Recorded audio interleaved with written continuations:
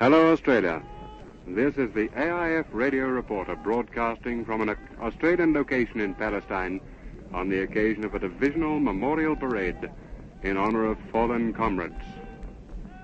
The divisional commander, Lieutenant General Sir Leslie Morshead, is now approaching the enormous parade ground, accompanied by General Alexander, Commander-in-Chief of the British forces in the Middle East. The whole spectacle is an inspiring one, as the members of the 9th Division, better known as the Rats of Tobruk, are drawn up in magnificent formation. You may be able to hear the words of command. The parade is a mile wide and a battalion in depth. The men are looking magnificent, these men who have just come back from the Western Desert, victorious. The 20,000 men on the parade ground have just sloped arms like one man. Bayonets glinting in the sun. It's a glorious day here. Not a cloud in the sky. Just a nice breeze to blow out the unit flags. The band, or massed bands, are standing behind the two center battalions, awaiting the arrival of General Alexander. The general is now coming very, very close to the parade ground. Two lines of 4 mounted policemen ahead and behind. Quite a large concourse, about 10 or 12 staff cars, and everybody is on tiptoe with excitement. The spectacle here is truly magnificent, not only on the parade ground, but behind the main dais and all along both sides, and underneath the platform on which I'm standing at the moment. Right underneath me are many Australian nurses, very picturesque in their grey uniforms, red capes, white veils, and the silver stars on their shoulders. Right behind them are the VADs in the Middle East in their darker blue. Just to the left of that is the dais where General Alexander will speak later to the forces, and that speech we hope to give to you. To the left again are many distinguished visitors, some of whose names I will also give you later on. Stretching away half a mile along the parade ground, behind the unit flags, are members of headquarter companies. The Guards Battalion, better known as the Olds and Bolds. Theirs is the leading band in the 5 massed bands underneath Warrant Officer George Simpson. Now the General has just arrived, just stepped out of his car with Lieutenant General Sir Leslie Morshead. Cameras are clicking right and left. Movie cameras are showing all over the place. And everybody is standing up. They're now walking out onto the parade ground. And very shortly you will hear the General salute.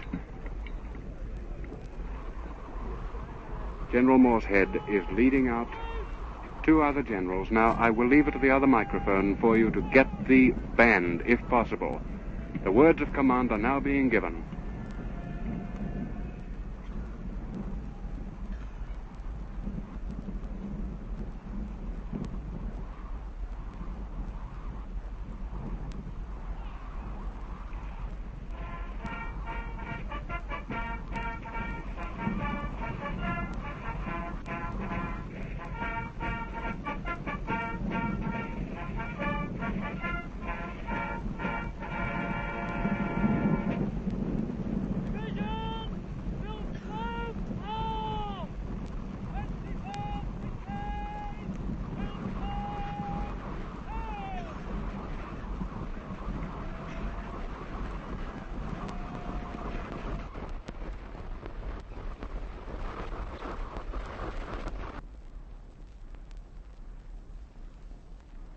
You know, there's terrific historical interest in today's parade, not only because our men have been here for nearly 3 years now, but for the fact that on this very ground, their fathers, in the Light Horse in the last war, fought for nearly 2 years.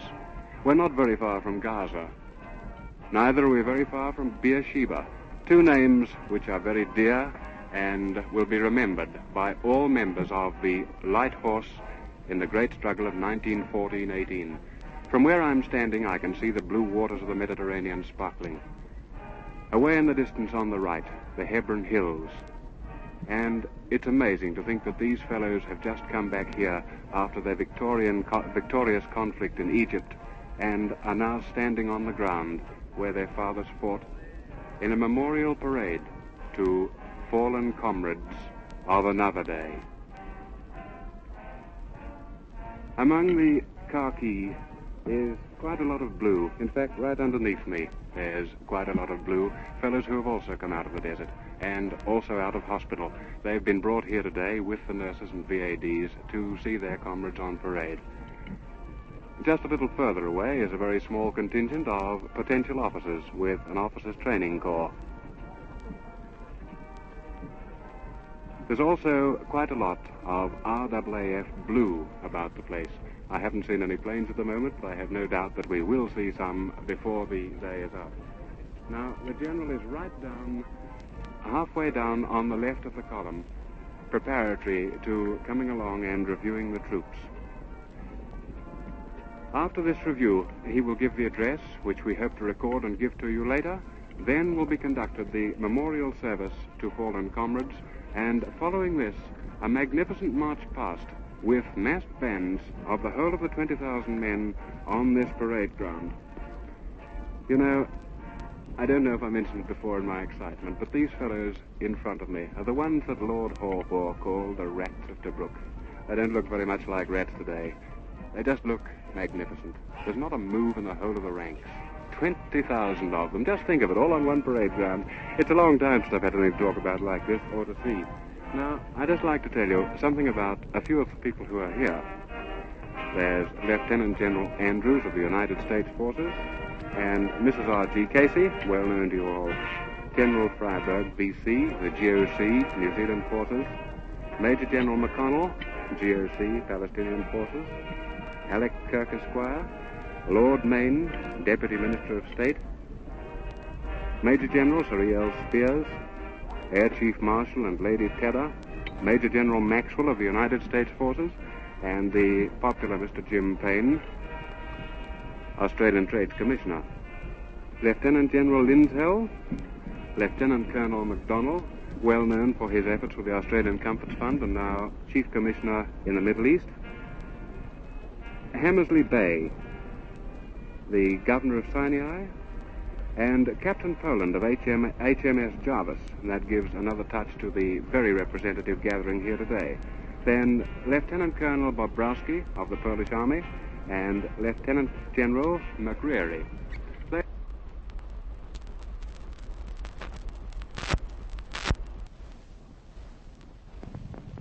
And you are in the proud position of having taken a major part in that great victory.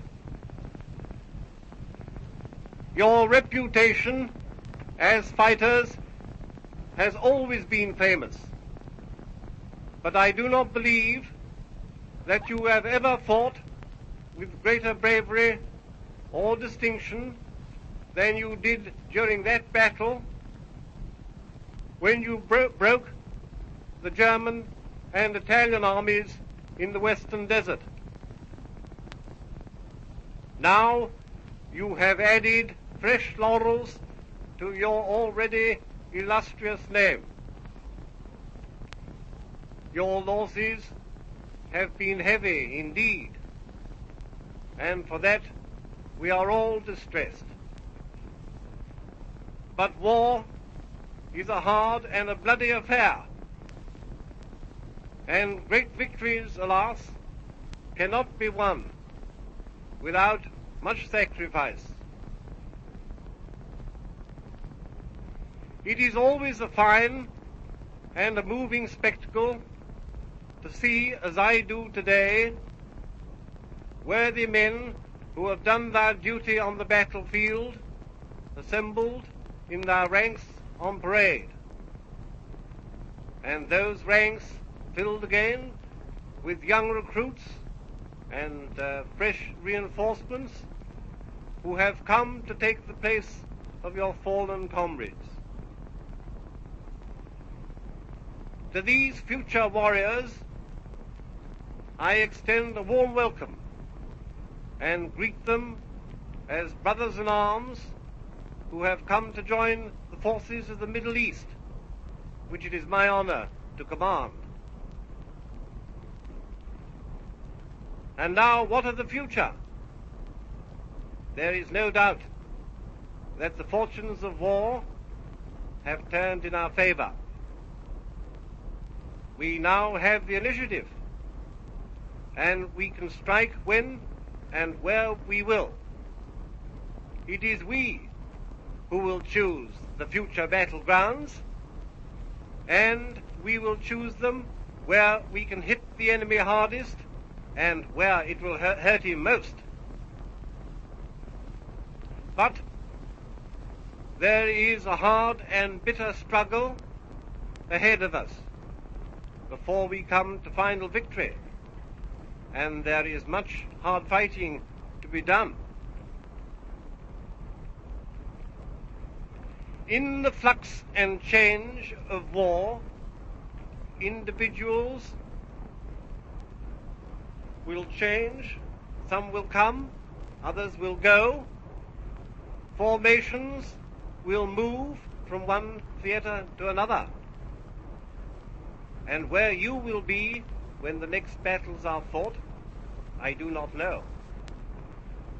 But wherever you may be, my thoughts will always go with you, and I shall follow your fortunes with interest and your successes with admiration. But there is one thought which I shall cherish above all others, and it is this. Under my command fought the 9th Australian Division.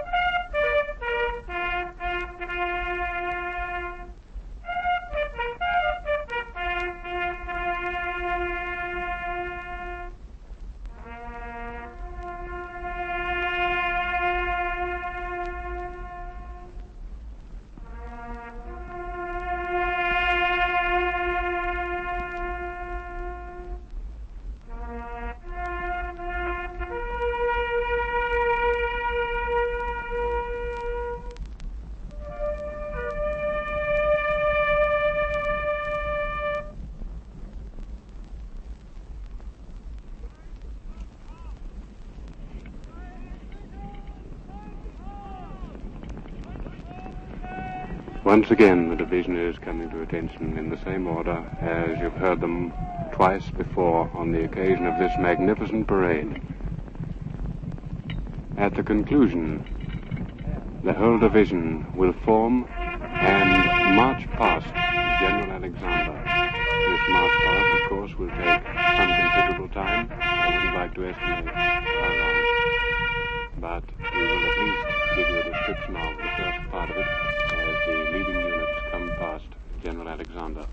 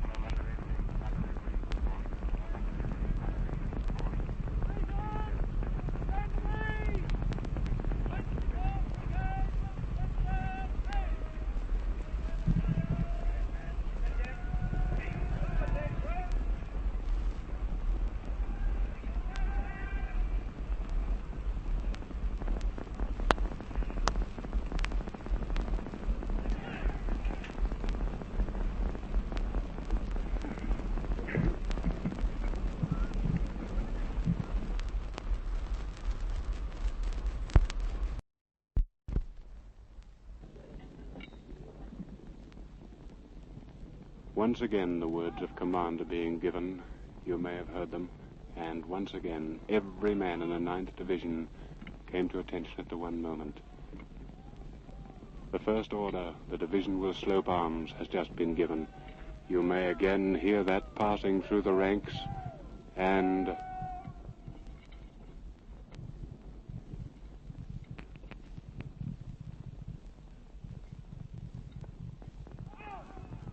as one man, every rifle, you may have heard the murmurs of admiration round me. Every rifle went on every shoulder at the same moment. Hands clicked on the butts. Bayonets glinted in the glorious sunshine. And now, once again, the 9th Division are presenting arms.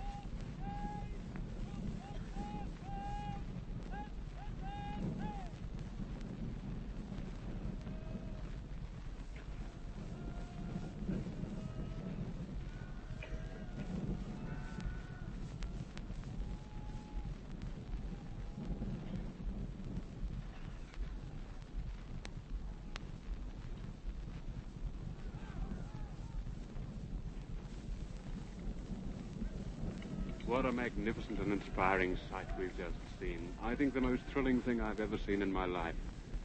You may have heard the first order, the division will present arms. On the drop of a red flag, 20,000 men presented arms as one.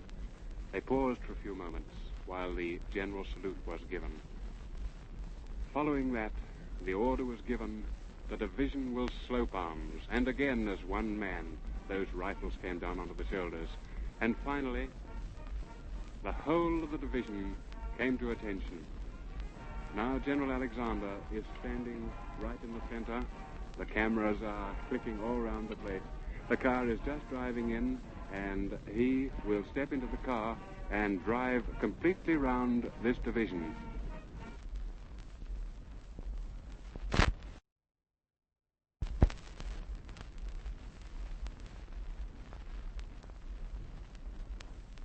They're just a few of the people who are here. And now I can hardly see the General's car in the distance. It's the best part of half a mile from where I'm standing now, and I think this particular part of the ceremony will take some time, so that we will stop this recording until the General decides to speak.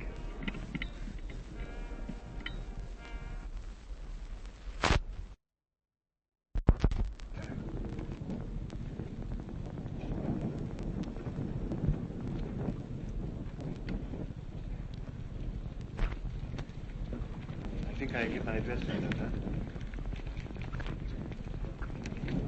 My address now, is it?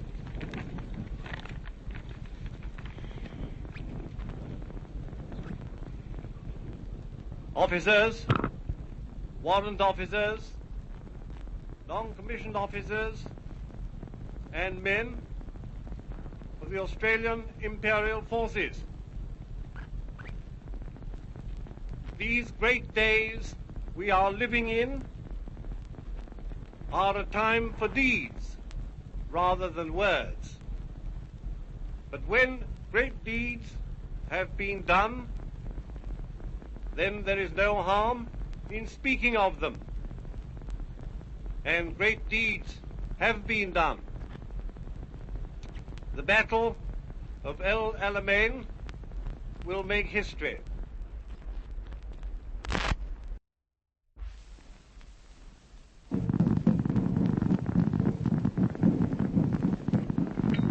The 9th Division have just begun the magnificent march past in close order. The first unit in the march past, the 9th Divisional Cavalry, are just approaching the saluting base. The massed bands are gathered, about 200 musicians, 100 yards or so in front of the saluting base, and will be playing any minute now as the first units come along to General Alexander, who of course is taking the salute. Men have halted now. The 1st Brigade to come into line have halted about 100 yards from the saluting base. Now the bands are striking up.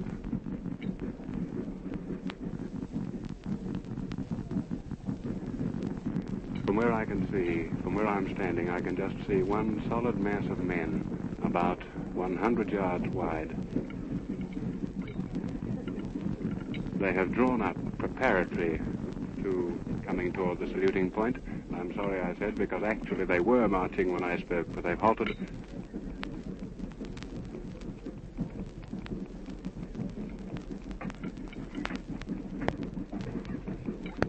They have halted and should be moving on any second now. The remainder of the division are standing at ease and waiting for this brigade to come past. The senior officers of the brigade are drawn up in front of the 1st Battalion.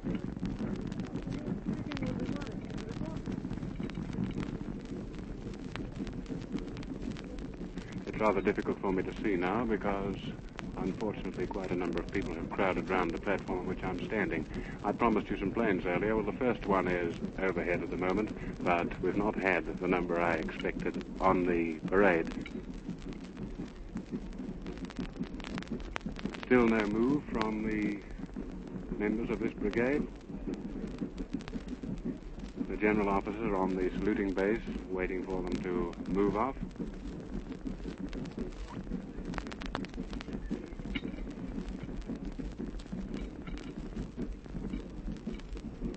They're awaiting a signal from someone, I don't quite know. And following the first unit, the Div Cav, come the artillery, then the engineers, headquarters, 9th Division, and so on, right through the battalions of the division. Still no move on the part of that brigade to march past. It's taken an enormous amount of getting these men here today. At 7 o'clock this morning, they were on the move, and the parade actually started at 11:45. So you can imagine the organization there has been behind this to get this vast body of men on the ground. Actually gathered here at the moment, apart from the 9th Division, are another 10,000 members of the AIF, making something like 30,000 in all, plus the nurses, VADs, and other subsidiary members going to make up the Australian Imperial Force. They have just started to march again. And as I'm almost running out of adjectives, I can only say it's magnificent. Here goes the band.